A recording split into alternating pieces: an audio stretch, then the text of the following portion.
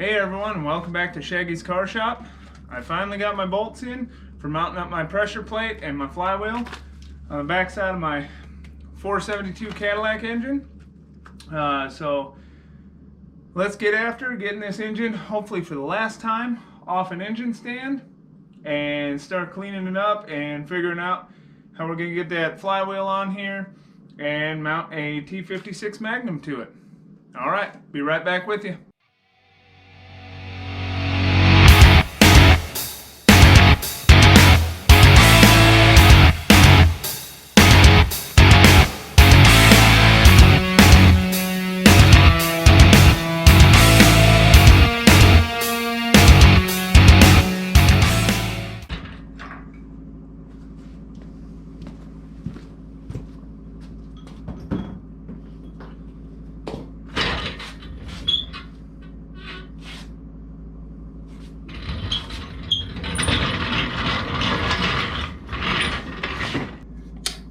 Alright folks, this is the first time it's been off the stand in probably a year and a half.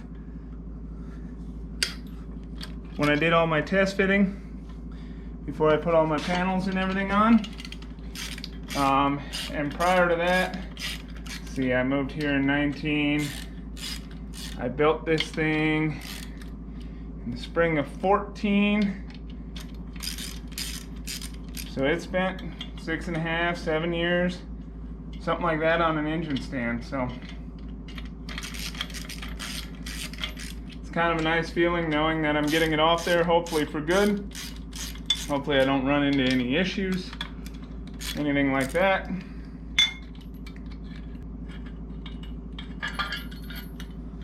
Ooh.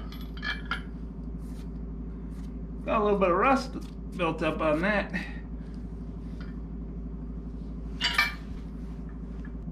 Alright, so here's my back of my crank. This is where my flywheel is going to mount. As you can see, there's quite a bit of rust on it. That's due to the humidity where I live down here in the south.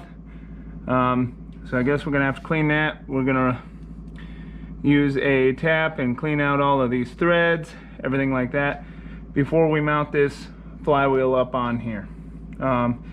And then I guess before we mount the pressure plate, we're going to, I don't know if I got any bolts for the starter or not. We'll have to see if I got anything laying around. I know I need to get some starter bolts, but just see how that mesh is in between the flywheel and the starter I have. But, let's see.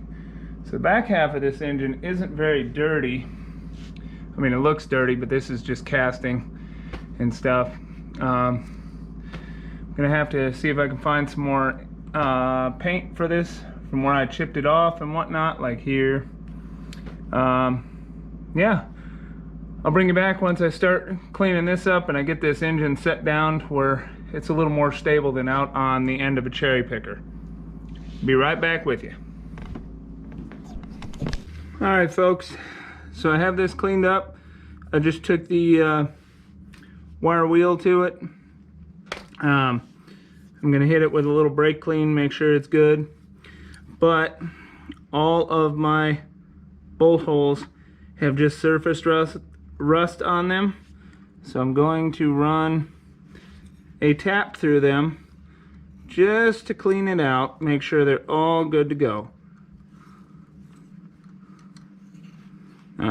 This shouldn't be cutting new threads, just kind of cutting some of the rust out of it. But so I'm gonna do this on each one of these, and then I'm gonna hit this with some compressed air, kind of try and get some of that out. Check my pilot bearing in there, and then I'll bring you guys back when we're ready to mount the flywheel on here. Alright, I'll be right back with you. Alright folks, so I have my flywheel up here and it dawned on me that my bell housing came with a scatter shield protector just in case your clutch pressure plate or anything decides to blow up. Hopefully this will protected enough where it won't go into the block and destroy your engine. Kind of glad I remembered that, because otherwise I would have had to take this all back apart. One thing on here, let's see, I got these ARP fasteners. That's what I decided to go with. It's a Chevy and Ford. The part number is 200-2802. They are 1 inch long, and I measured my flange here, which is 0.45, and I measured the flywheel, which is 0.4, so that's simple math, 0.85 inches. And then I have 0.4 of an inch or 0.40 behind. So these, at least on my application, they'll stick out the back of the flange a little bit, but they do not interfere with the block or anything like that, where you'd have to find shorter ones. All right, let's try and get this flywheel up here and go from there.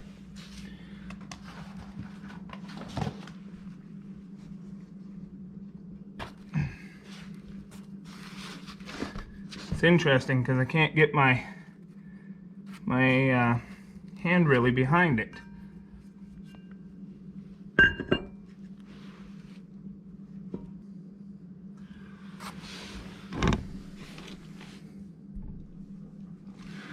All right, so there we go.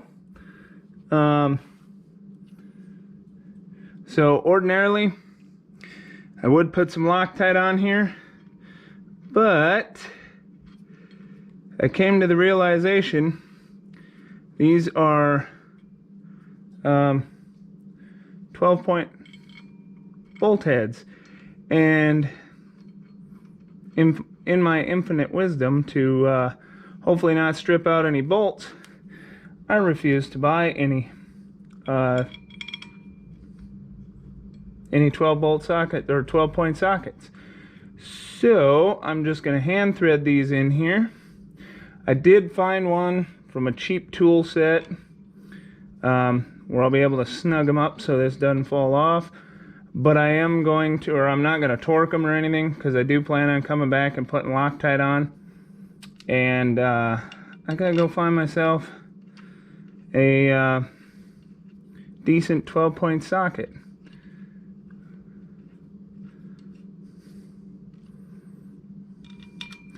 And then I gotta find one in the for my pressure plate as well, because I looked at those and they are 12-point as well. But I did find a little shorty one, so I'll just hand snug them up like that. Make sure this doesn't go anywhere. And we're good to go. Yeah, some interesting things. I thought all these holes were centered.